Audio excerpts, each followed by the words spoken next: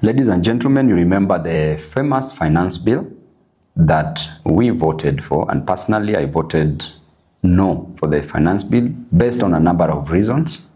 So many reasons that a government should not tax her citizens to death as they are doing.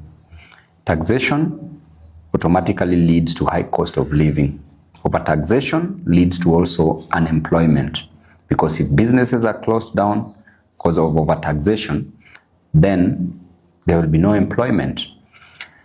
I've seen from certain quarters a few individuals with probably little knowledge trying to debate about increasing taxes on imports, especially sugar.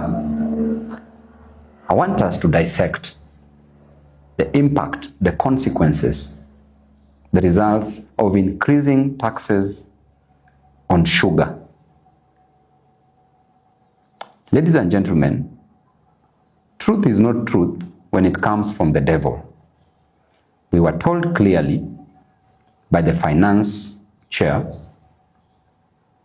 that the reason why they are increasing taxes on sugar is so that our farmers could get an opportunity to supply canes, sugar cane, to various factories, so that we promote local manufacturing and hence leads to job creation. I agree to that extent. But I want you to dig deeper and think, not at face value. But I want to tell you that increasing taxes on imports, especially sugar, where the consumption rate in Kenya is so high, demand is so high, Kenyans consume 1.14 million metric tons, while we are only capable of producing 610,000 metric tons, which means we need over 500,000 metric tons, which we get from imports. So it means that the capacity to produce sugar can only give us 610,000 metric tons. We don't have the capacity still to produce 500,000 metric tons. Then it means that increasing taxes on imports will still increase the price of sugar in Kenya. Why? Because increasing taxes on imports is only desirable and helpful to Kenyans, especially on sugar, if we have the capacity to manufacture sugar that is sufficient for the 57.5, approximately 58 million Kenyans. But if we still don't have that capacity, then increasing taxes on imports only increases the prices of sugar, and Kenyans will still depend on those imports, because the moment we manufacture 610,000 metric tons and we don't have the 500,000 metric tons, we don't have the capacity to manufacture. It means that the demand of sugar, as is always high, will still be there. And therefore, Kenyans will stop focusing on the locally manufactured sugar, which is only 610,000, will want an additional of 500,000 metric tons, which is imported. So therefore, they will still buy this sugar expensively. Now, if you increase taxes on imports, you cure what we call foreign absorption in economics. Excellent. And you promote, if you have the capacity to manufacture, you promote with what we call in politics, domestic absorption. It means that money does not leave our country. Money circulates within our country. Then it means that jobs will be provided. So the moment you are increasing taxes on imports, you should have the capacity to manufacture, to substitute the imported sugar. I want you to listen carefully, because we don't have time for small reasoning and bird's brain in this matter. So, Kenyans, how is our current situation in terms of manufacturing of sugar, manufacture of sugar? We have companies, approximately close to around 17 of them.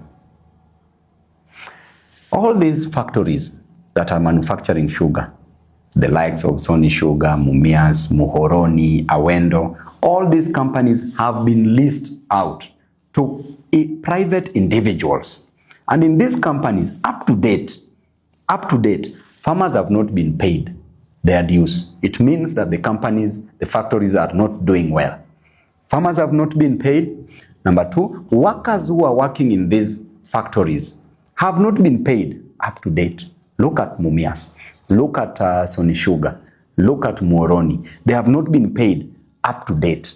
So it only tells you that we don't have the capacity to manufacture the required sugar for our population.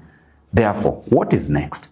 The factories that have been given the leases for over 30 years have specific interest that they are serving, because it is not normal for a country just to lease companies for sugar